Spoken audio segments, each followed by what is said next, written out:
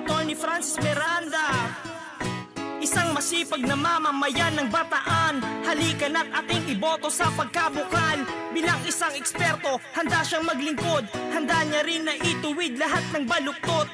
Pagsusumikap para sa ating pag-unlad. Tuloy-tuloy pa rin ang agos at paglalakad. Tara na't ating ihalal para sa minimiting pag-unlad. Ibigay ang tiwala't bumangon sabay-sabay, pantay-pantay para sa ating kaunlaran. Handang paglingkuran kanyang kababayan, may paninindigan laging maaasahan. Huwag kalilimutan Attorney Francis Miranda, para bukal ng Bataan. Kung ang hanap nyo ay tunay at the best, siya si Attorney Francis Miranda, tara let's. Tunay nga na makabayan, makamamamayan, laging may takot sa Diyos at may kakayahan na pangalagaan ng bayan ng Bataan. Attorney Francis Miranda, para sa bukal. Hindi ka magsisisi kapag siya ang ibinoto. Kapag siya ang nanalo, lahat tayo panalo. Lahat pantay-pantay, walang mayaman o mahirap.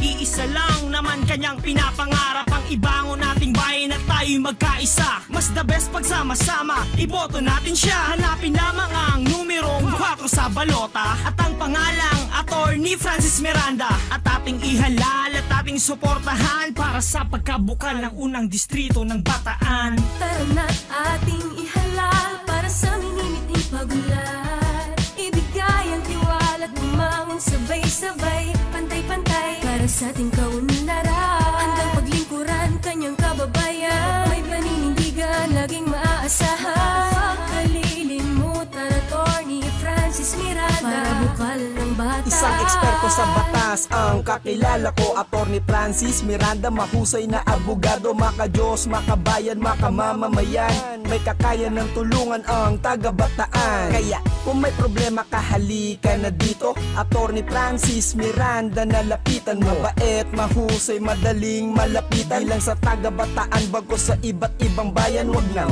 mahiyang lumapit sa kanya. Bukas ang kanyang pinto para sa inyo. Talaga handang-handa kanyang tulungan sa kahit anumang klaseng problema. Sa kanya wala yang sinabi, kaya sa halalan wag nating kalimutan Attorney Francis para bukal ng Bataan. Paniguradong di magsisisi kapag siya ibinoto sa darating na halalan sa Mayo. Tara na't ating ihalal para sa minimiting pag-unlad.